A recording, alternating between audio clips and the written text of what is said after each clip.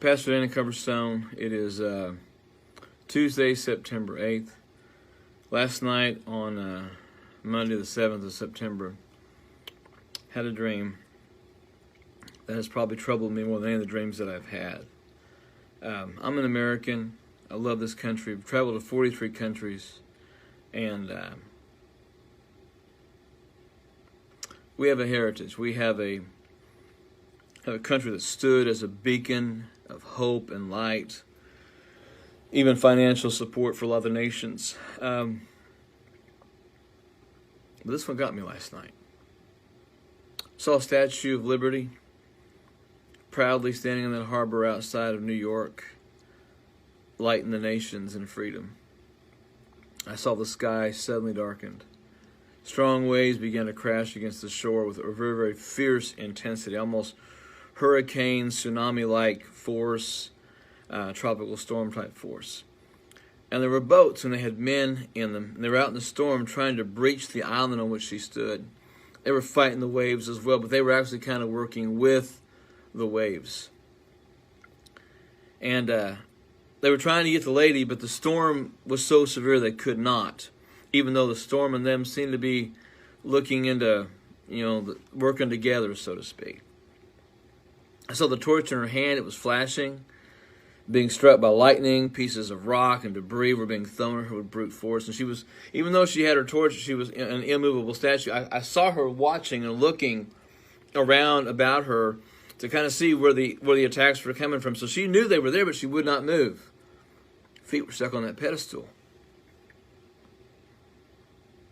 The rocks and the stuff, the debris that was being thrown at her, had caused some gashes, had caused some cuts on her neck.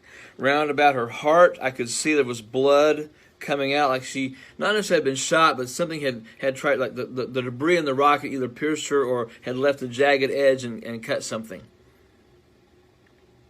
I saw that 3 of the spines on the crown on her head, I don't think necessarily it's a crown, but it had some spines that were pointing out. 3 of them. 3 of those spines on her crown had been broken off and was leaving a very, very jagged edge. And the right torch hand kept dropping to secure the tablet with the Declaration of Independence, July 4th of that year, that had been pinned on it. She would drop her hand and kind of do this to keep the book in its place. She was struggling to keep her footing, almost slipping off the pedestal, but she wouldn't move. She would not move. And also there was this huge volley of trash and debris, just junk, hit her directly in the face, and she stepped back off the pedestal and she fell because the force of this hit her right in the face. She still held on to the torch, and she still held on to the Declaration's date line on the book. But that light, that torch just kept flickering like a light about to go out.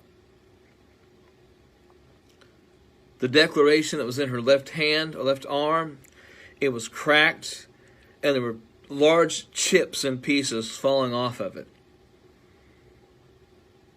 I kept seeing Liberty trying to reach out with her hand while she holds it and grabbing the pieces, but they wouldn't stick. She was crying. Liberty was crying. She was weeping. She was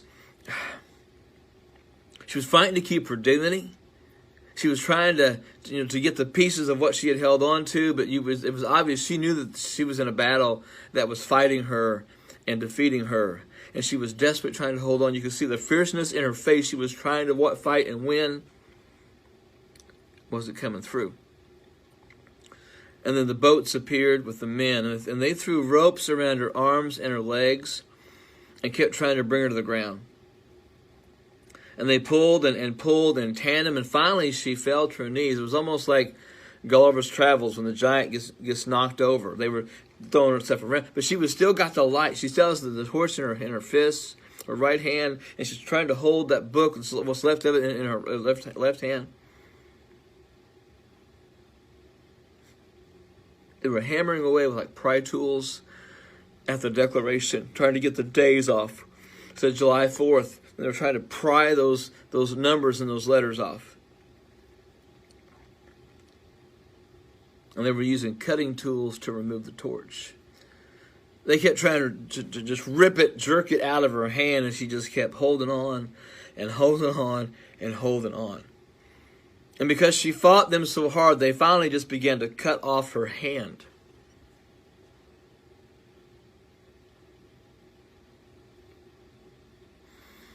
They tied her other hand behind her back.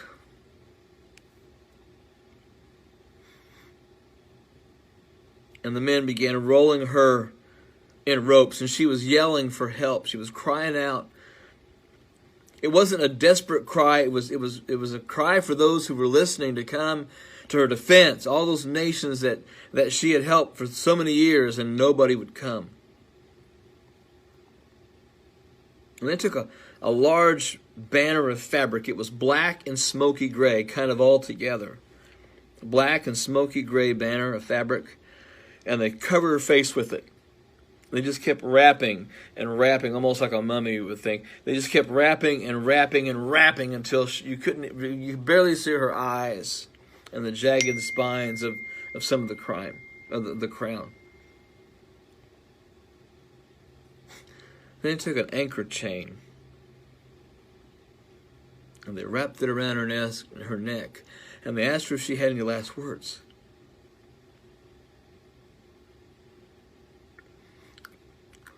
Her eyes weren't fearful, they were feisty. They were fitful. There was this angry resolve in her face that she said nothing.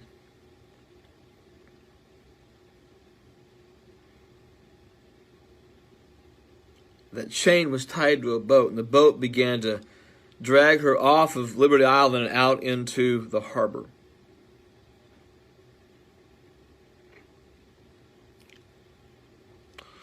When they got her into the sea, the boat began to pull very quickly. Her arms were down to her side, her legs were tied, and she was just kind of rolling, spinning as the boat pulled. The boat kept going faster and faster. It was almost like a ski boat was pulling her. She kept twisting back and forth, but she was being pulled by the boat, and eventually lost all the strength that she had. The banner had come off of her mouth, but she wasn't saying anything. When the boat slowed,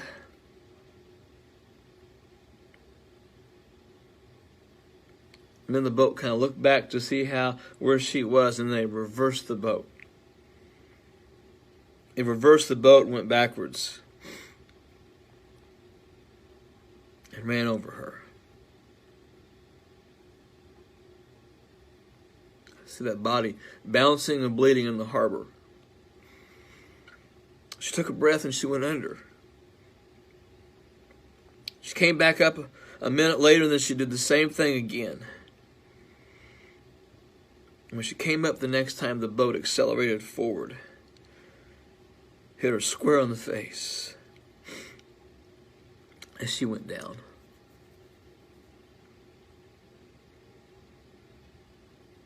The boat began to circle the area after it hit her. But she never came back up. She never came back up. At least alive. She floated back up. Her back was to the top.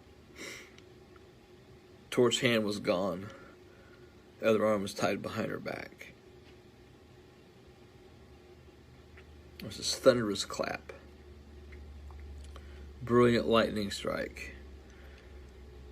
And the storm just raged all around the harbor.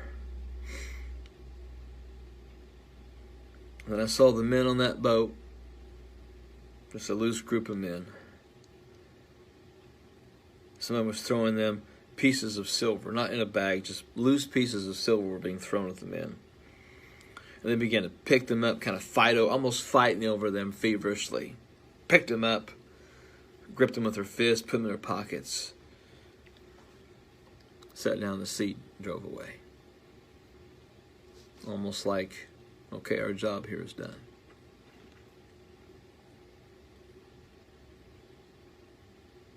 This one got me. The others, the dreams always get me, but this one got me because this is America's land I love. I know what the Statue of Liberty stands for. But,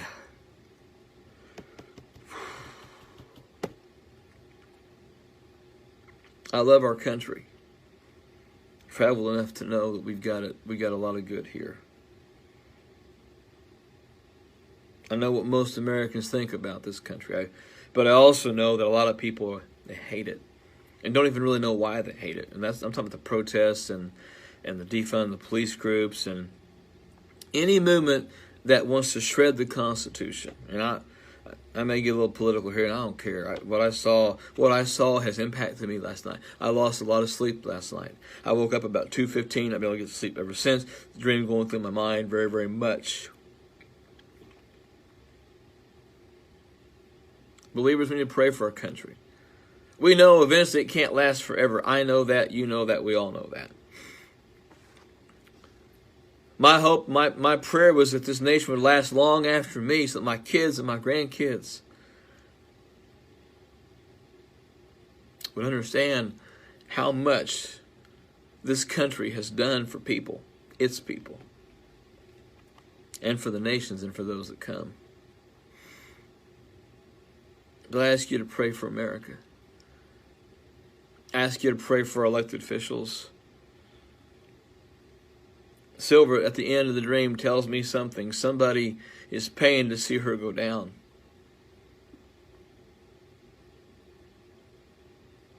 I do believe there's a deep state. I do believe there's a lot of chaos in our world, a lot of chaos in our country.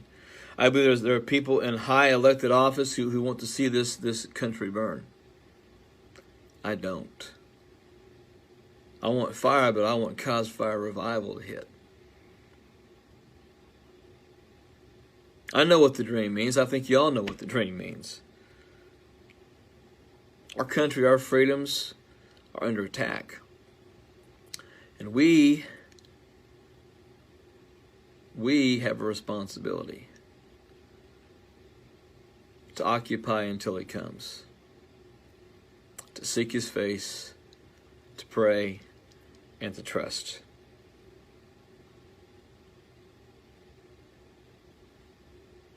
So pray for America. Not because I had a dream,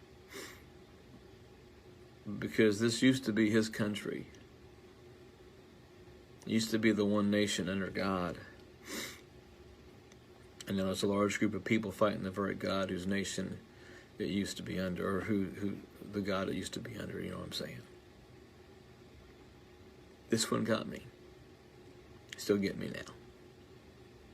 Pray for America. Pray for revival. If nothing else, I want to see her go down fighting. And I'll go down fighting with it and for it. Join me.